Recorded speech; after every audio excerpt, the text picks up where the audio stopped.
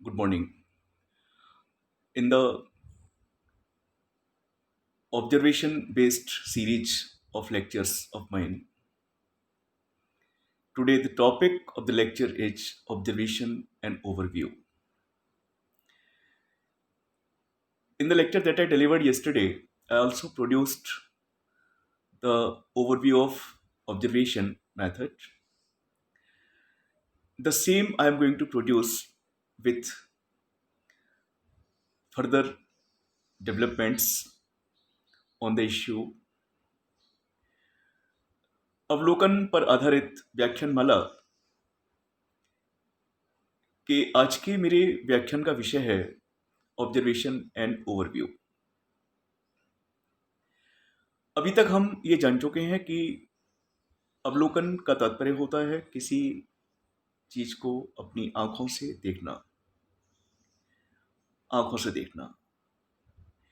जब हम अवलोकन पद्धति का संदर्भ सामाजिक अनुसंधान के संदर्भ में देते हैं तो इसका तात्पर्य यह है कि समाज वैज्ञानिक के द्वारा अध्ययन क्षेत्र में स्वयं उपस्थित रहकर अपनी आंखों से घटना को घटित होते हुए देखना, घटना के कारणों को देखना, घटना के परिणामों को देखना और समझना, और इस प्रकार जिस घटना का अध्ययन किया जाना है या किया जा रहा है उस घटना के बारे में एक समझदारी विकसित करना, अर्थात उसकी गहराई में ज्यादा से ज्यादा जाना। So when we refer to the term observation in the context of social research, it simply means that the researcher keeps himself present in the study area. He observes the social phenomena there. He observes the collective behavior of the members of the group in consideration. He attempts to explore the causes. He attempts to explore the effects of the event and thus to make findings. So we can just say that observation method is a scientific method of the sociological studies or social studies because it ensures the objectivity in a work. It ensures the scientific nature of research, and this is the only reason why it has always been adopted, it has always been recommended, and I hope that so long as there is research, there is the passion of research in man, observation method will prevail there. जब तक अनुसंधान के प्रति passion है अनुसंधानकर्ताओं में, तब तक अवलोकन पद्धति भी रहेगी। आज हम कुछ नई चीजों पर बात करेंगे ऑब्जर्वेशन के बारे में। कुछ चीजें जो हमें याद रखनी चाहिए यदि हम अवलोकन को समझना चाहते हैं, अवलोकन पद्धति को समझना चाहते हैं। सबसे पहली बात तो ये कि ऑब्जर्वेशन में take place in the natural और रियल लाइफ सेटिंग और इन अ लेबोरेटरी। अवलोकन जो हमारा स्वाभाविक और जो वास्तविक जीवन है उसमें भी हम अवलोकन करते हैं, और ये अवलोकन ही हमको अनुभव प्रदान करता है या हमारे अनुभव में वृद्धि करता है। समाज को, समाज के लोगों को, समाज के रीति रिवाजों को, तौर तरीकों को समझने में ये हमारी मदद करता है। इसके साथ साथ ऑब्जर्वेशन लेबोरेटरी में भी होता है, specially in natural sciences when the experiments are conducted in laboratory. Obviously, the scientist observes the things that are taking place during the experiments. दूसरी बात जो हमें ध्यान रखनी है वो ये कि observational procedures tend to vary from complete flexibility to the use of pre-coded detailed formal instrument. The next thing that is to be considered about observation is that the observer may himself participate actively in the group he is observing, or he may be an observer from outside, और his presence may be unknown to the people he is observing. ये बहुत ही महत्वपूर्ण बिंदु है, विशेष करके सामाजिक विज्ञानों में जब अवलोकन होता है या सामाजिक अनुसंधान के अंतर्गत जब अवलोकन पद्धति अपनाई जाती है, तो उस समय हम ये जरूर समझ लें कि अवलोकन का तात्पर्य यही नहीं कि अनुसंधानकर्ता वो उस ग्रुप में एक्टिवली पार्टिसिपेट करे जिस ग्रुप का वो अध्ययन कर रहा है। वो कर सकता है, ये उसकी उसकी सीमाएं हैं, उसकी इच्छा है कि वो ग्रुप में रहकर, ग्रुप के बीच रहकर, ग्रुप के सदस्यों के साथ अंतः क्रिया करके, अप्रत्यक्ष संबंध स्थापित करके, आमने सामने के संबंध स्थापित करके, अनौपचारिक संबंध स्थापित करके ग्रुप की एक्टिविटी में पार्टिसिपेट कर सकता है सक्रिय रह करके। एक तो बात ये। Secondly, he may be an observer from outside. दूसरा ये भी विकल्प उसके पास मौजूद है कि वो बाहर रह करके ही, अर्थात ग्रुप के सदस्यों के साथ प्रत्यक्ष संबंध स्थापित ना करके भी वो घटना का अवलोकन कर सकता है, उस ग्रुप का अवलोकन कर सकता है। लेकिन अंतर यह है कि यदि वो अपने आप को दूर रखता है तो वो केवल समूह के सदस्यों के जो सामूहिक व्यवहार है उसके केवल बाह्य पक्ष का ही अवलोकन कर सकता है। And then his presence may be unknown to the people he is observing. और अगर वो ऐसा करता है तो निश्चित रूप से जिस ग्रुप का वो अध्ययन कर रहा है, अवलोकन कर रहा है, तो उसकी उपस्थिति के बारे में उस ग्रुप के मेंबर्स को पता नहीं चलता। So it depends on the observer, it depends on the study maker, it depends on the researcher. If he wants to participate actively in the activities of the group, or he wants to keep himself away from the group, so it depends on the nature of the work, it depends on the passion of the work, it depends on the challenging nature of the researcher. Now, next thing we should keep in our mind about observation is the classification of observation. Broadly speaking, there are three classes of observation. First, it's controlled, uncontrolled observation. Controlled and uncontrolled observation. As the name suggests, in controlled observation, the researcher keeps control over himself, over the event, over the study area, over the units of information associated with the study area. In uncontrolled observation, there is no control over the observer, over the researcher, over the social scientist, and he keeps himself free.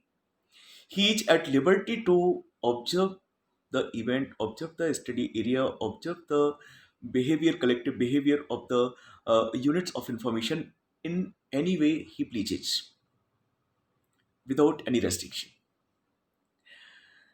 Then there are structured, unstructured, partially structured observation. In structured observation, obviously the things are planned, the things are well planned, things are pre-decided, predetermined. In unstructured observation, no pre-plan is made and the observation is made just casually, just randomly, just when the researcher pleases. And partially structured observation is the type of observation in which certain uh, controls are there and certain uncontrols are there. It means he keeps controls over certain things and he does not keep control over certain things. So both the things are found in partially structured observation. Then there are participant observation, non-participant observation, and disguised observation, or say uh, semi participant or quasi-participant observation. In participant observation, the researcher participates actively in the activities of the group in consideration. In non participant observation, the researcher keeps himself away from the group. He does not develop any direct rapport or relationship with the members, and just keeping himself away from the group, he observes the phenomena. And in disguised observation, or say in quasi observation, sometimes the researcher makes active participation and sometimes he keeps himself away from the group. तो इस तरह से अ, जो इसके observation के जो types हैं वो विस्तृत रूप में हम तीन भागों में बांट बांट सकते हैं. कंट्रोल्ड, जो पहला इसका है वो कंट्रोल्ड और अनकंट्रोल्ड ऑब्जर्वेशन है. दूसरा स्ट्रक्चर्ड, अनस्ट्रक्चर्ड और पार्शियली स्ट्रक्चर्ड ऑब्जर्वेशन है. और तीसरा जो इसका प्रकार है, या कहना चाहिए तीसरा जो वर्ग है जिसमें कि ऑब्जर्वेशन को हम रख सकते हैं, वो है participant observation, non participant observation और क्वासी पार्टिसिपेंट ऑब्जर्वेशन. अब हम बात करेंगे कि ऑब्जर्वेशन टेक्निक और पर्पज और स्टडी में क्या रिलेशनशिप है.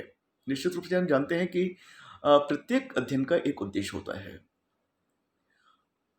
प्रत्येक अध्ययन का, प्रत्येक स्टडी का कुछ विशेष उद्देश्य होता है या कुछ विशिष्ट उद्देश्य होते हैं. अवलोकन निश्चित रूप से उन विशेष उद्देश्यों से जुड़ा हुआ होता है. जिस तरह का हमारा उद्देश्य है केवल बाह्य व्यवहार तक सीमित रखना है तो भी हम ऑब्जर्वेशन कर सकते हैं. अगर हमको यूनिट्स ऑफ इंफॉर्मेशन के मन में क्या चल रहा है तो उसका भी अवलोकन कर सकते हैं. तो जैसे उदाहरण के लिए कि in an exploratory study the observational procedure is most likely to be relatively unstructured and the observer is also more likely to participate in group activity. जैसे कि एक्सप्लोरेटरी स्टडी में जो खोजी अनुसंधान है उसमें निश्चित रूप से जो ऑब्जर्वेशन का प्रकार होता है वो अनस्ट्रक्चर्ड होता है.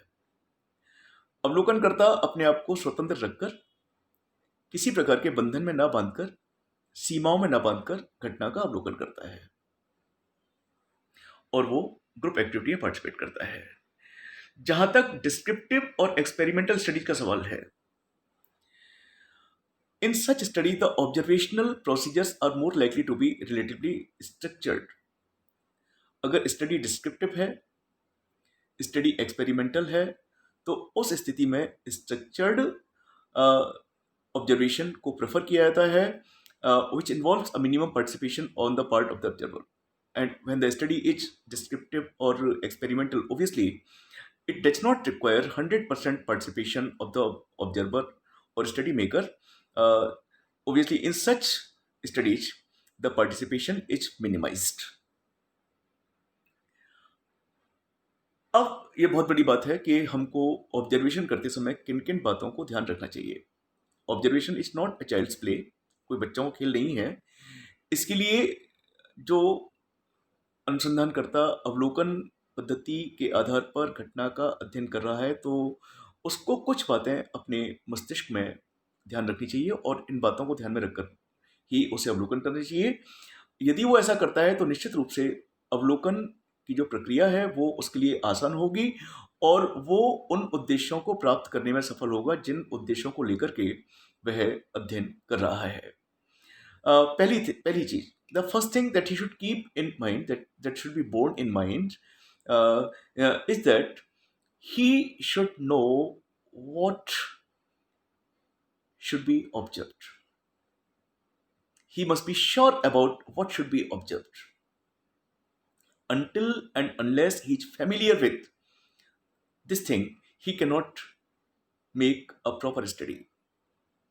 He cannot study the phenomena systematically. Secondly, he should know, or he should be sure about how the observation should be recorded. It means he should have certain things with him, he should carry certain things with him so that the observation may be recorded. Then, how to ensure accuracy of observation? So, and then what relationship should obtain between the observer and observed, and how the desired relationship should be established. तो ये जो चार चीजें हैं कि अवलोकनकर्ता को ये पता होना चाहिए कि किस चीज का अवलोकन किया जाना है, किन किन चीजों का अवलोकन किया जाना चाहिए। फिर कि जो अवलोकन किया ना उसको रिकॉर्ड कैसे किया जाना है। अवलोकन में शुद्धता का गुण हो, परिशुद्धता का गुण हो, विशुद्ध अवलोकन हो, कोई पक्षपात ना हो, तो ये सुनिश्चित भी उसको करना है। और इसके साथ साथ कि जो ऑब्जर्वर और ऑब्जर्वर और ऑब्जेक्ट के बीच में क्या रिलेशन होना चाहिए, कितना उसे मिक्सअप होना चाहिए, कितना दूर रखना चाहिए, यानी क्या डिस्टेंस मेंटेन करना चाहिए। और साथ ही कि जो जो डिजायर्ड रिलेशनशिप है वो कैसे स्थापित की जाए, क्योंकि रिलेशनशिप होना जरूरी है। तो कितनी रिलेशनशिप रखी जाए, किस तरह रखी जाए, जिससे कि जो परिणाम हो घटना के बारे में वो बिल्कुल विशुद्ध परिणाम निकल करके आए और किसी प्रकार का कोई पक्षपात ना हो, सब्जेक्टिविटी ना हो, ऑब्जेक्टिविटी ज़्यादा से ज़्यादा हो। So this lecture of mind is going to be very important for all those who are associated with research and particularly social research. Thank you.